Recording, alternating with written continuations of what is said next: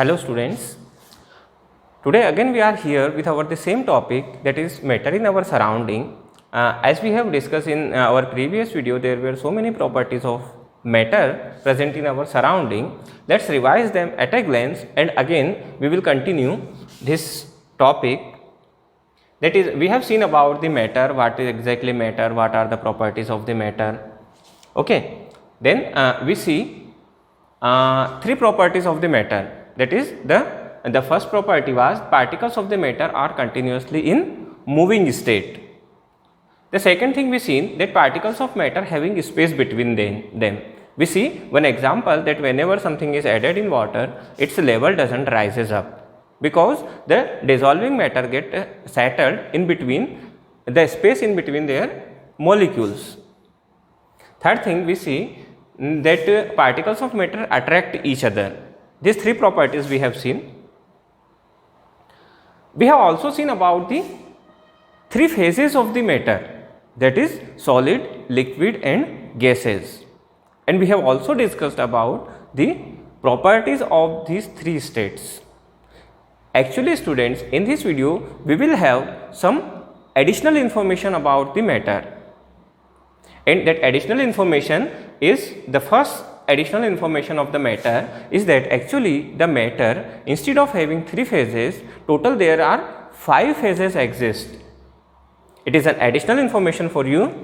So let's see which are that 2 additional states. See here, we have seen about the solid state, we discussed liquid state, we have discussed about it, and gaseous state we also discussed about this, and difference between these three states. So students, we will see there are 2 more states of the matter exist. One is plasma and second one is Bose-Einstein condensates are there. What are properties of this matter we will see. See here,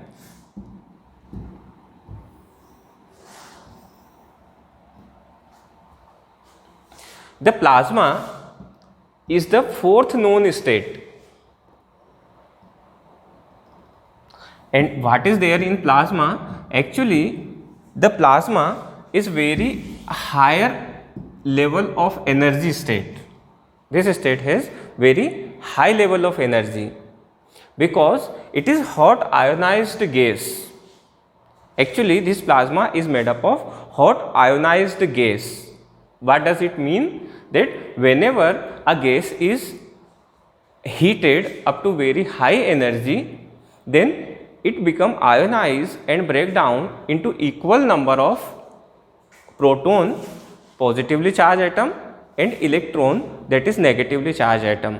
That means the gas which is composed of positive and negatively charged atom. But student, it is very difficult to exclude the electron and proton from the atom of the gases. So it requires a lot of energy in order to performing this. So plasma has very high energy. Just opposite to this, Bose-Einstein condensates are the particles which are cooled down nearly absolute zero. Absolute zero. It is, let's see what exactly absolute zero is. The temperature of minus 273 degrees Celsius, or we can say 0 Kelvin. This temperature is known as absolute zero temperature. And if the gases are condensed up to this temperature, actually this temperature is rarely possible or nearly impossible, but if the gases are condensed nearly absolute zero temperature. So see here, it is written in the definition that nearly, very near to absolute zero temperature, near about minus 270 degrees Celsius. So the subatomic particles cool down and they have very less amount of energy. But in case of plasma, the molecules have very higher energies, and in our Bose-Einstein condensates there is very low amount of energy is present, just like neutron star. Neutron star is a kind of star when it get condensed and become a point. A huge star when becomes a point due to its very high gravitational force, then it is known as neutron star or liquid helium. Actually, helium gas is an inert gas. It is very difficult to liquefy it. It requires very low temperature, near about -270 degrees Celsius. So, students, whenever the object is condensed to very low temperature, then it is known as Bose-Einstein condensate. For example, if there is a thing, we have a sphere of this size, and by cooling down, when the energy of its subatomic particles is very low, we cool it down and it become a point object like this.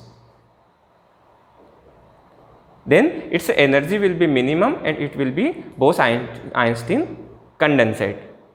Okay, students. Now, this temperature, that is -273 degrees Celsius or 0 Kelvin. So, we have to study how the conversion of the temperature takes place. How we can say that 0 Kelvin is -273 degree Celsius. So, let us see how the temperature is unit of the temperature get interconverted into each other. So, our next topic is changing temperature unit. Students, generally in day to day life we have two units of temperature, that is degree Celsius and Kelvin.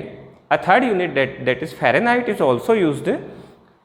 First of all, we will see how the Kelvin is converted into degree Celsius. If the temperature is given in Kelvin scale, then what will be its value in degree Celsius, and if the temperature is given in Celsius, then what will be its value in Kelvin scale.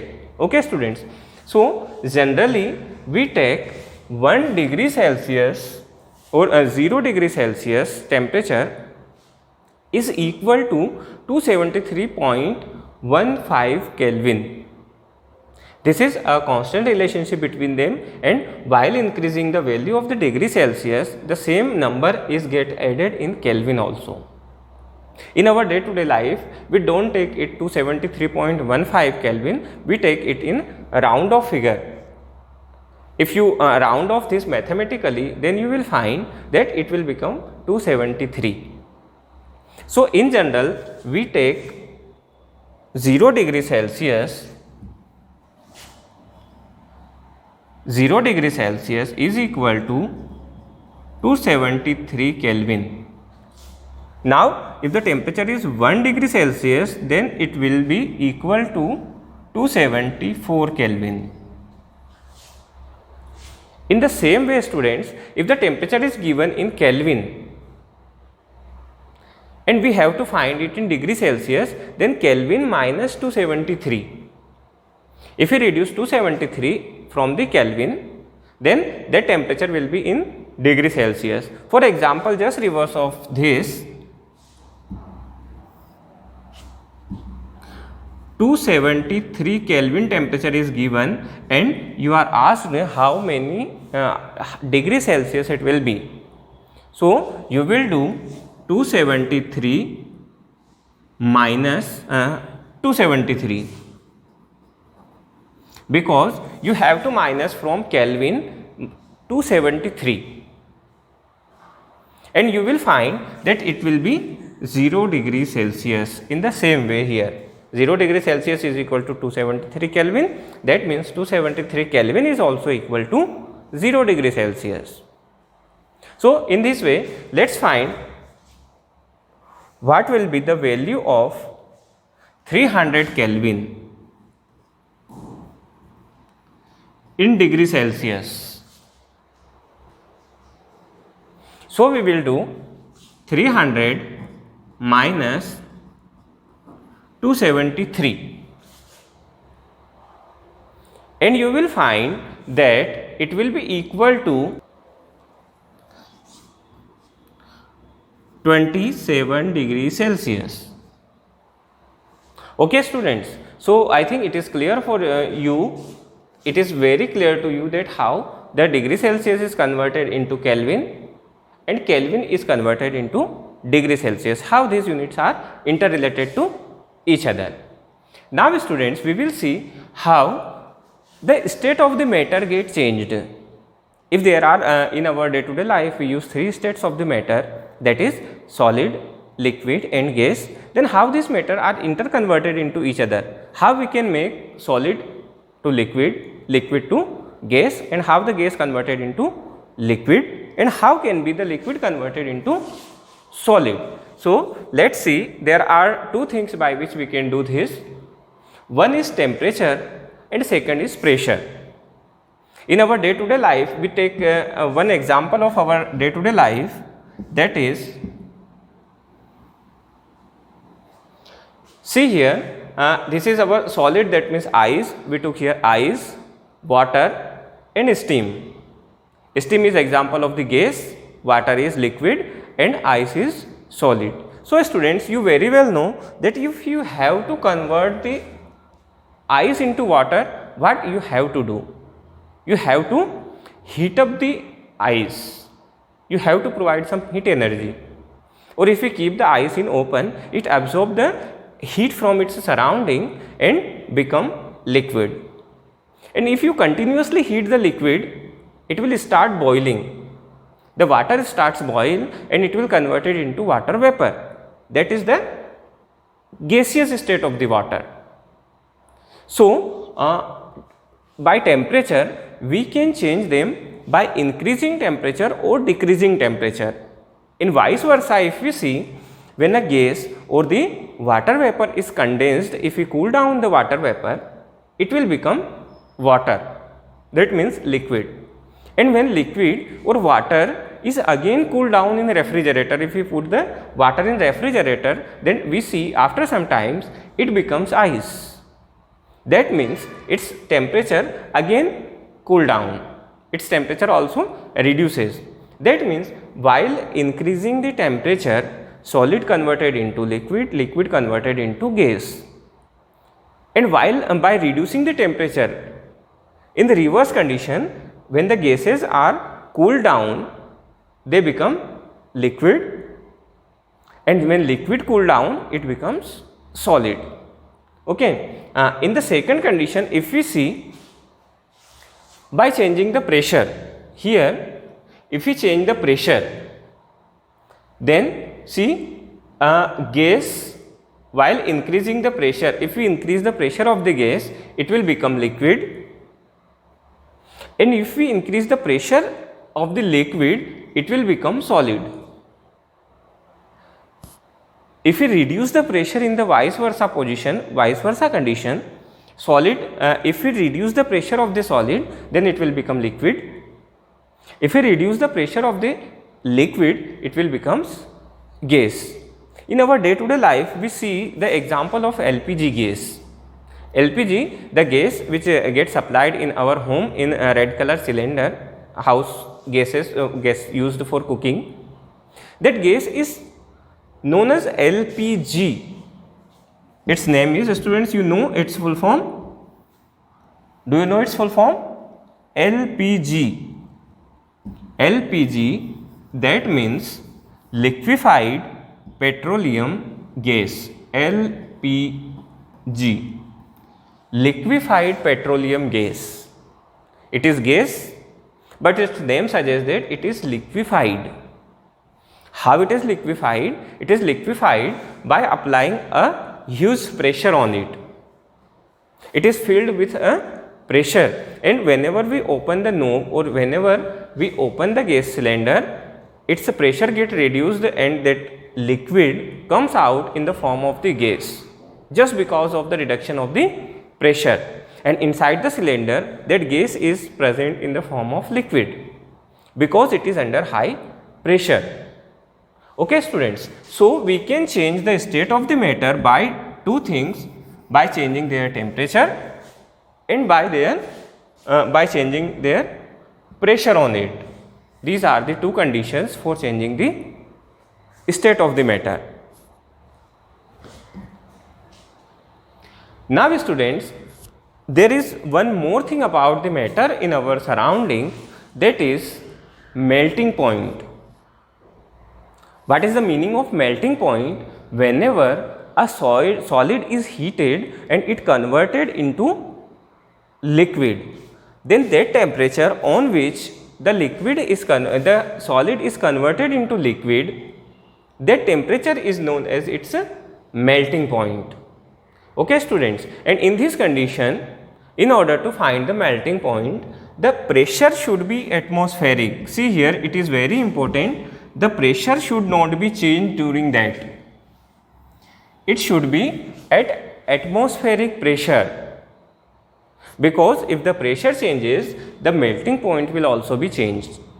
If there is high pressure, melting point will increase. If there is low pressure, melting point will decreases. This is the relation between the pressure and melting point. So, while at constant pressure or 1 atmospheric pressure, the temperature on which any solid becomes liquid or get melt is called its melting point. Now, another important definition comes, that is latent heat of fusion. See here, latent heat of fusion. In order to understand the latent heat of the fusion, we will perform one practical for this. See here, we took a beaker full of ice. See, a beaker full of ice is placed on a tripod and it is heated. Now we very well know, when the ice is heated, then what will happen? The ice will start melting and get converted into water.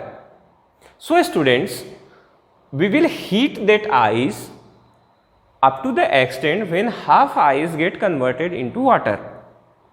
So in this condition, when half ice is get converted into water, again we will measure the temperature, because you know the temperature of the ice is always 0 degree Celsius. If you give some heat in order to melt that ice, its temperature should increase, because half of the ice get converted into water. But you will surprise that its temperature remains 0 degree Celsius until and unless all the ice get melted and converted into water. If a little amount of ice is present in that water, its temperature will remains the 0 degree Celsius. Then where was the heat be given to the water gone? What was the use of that heat? So students, that heat was used to change the state of the matter. See here, the amount of heat required to change 1 kg solid to its liquid state, because its temperature will not increase until and unless state of the complete or entire ice will change.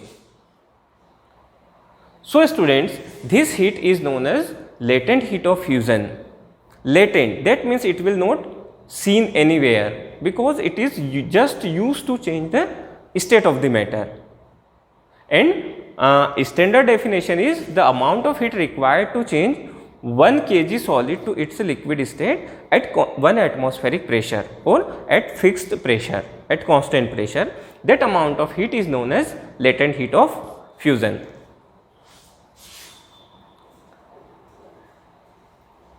Next thing, our next topic is, that is boiling point. Boiling point, student, is the point on which any substance start boiling and its state change from liquid to gaseous state. Whenever we heat the water at 100 degree Celsius, it starts boiling and its phase changes. It becomes in vapor state. So boiling point is the temperature at which a liquid boiled from vapor at fixed or constant atmospheric pressure, and in this term also latent heat of vaporization is required. Just like we have seen the latent heat of fusion, whenever we heat the water it starts boiling at 100 degrees Celsius and start getting converted into water vapor. But we see until and unless all the water get converted into vapor, its temperature remains at 100 degrees Celsius. So what is the use of the heat we are giving continuously to it? That heat is, student, responsible for the conversion or for changing the state of the water into gaseous state. So that heat is known as latent heat of vaporization. Vaporization here is because it is responsible for evaporation of the water, and the amount of heat we use for 1 kg of liquid to convert it into vapor is known as its latent heat of vaporization. Okay students, so this is all new information for you today. In the next video we will also come with very new information about the matter in our surrounding. So keep watching and do your work regularly.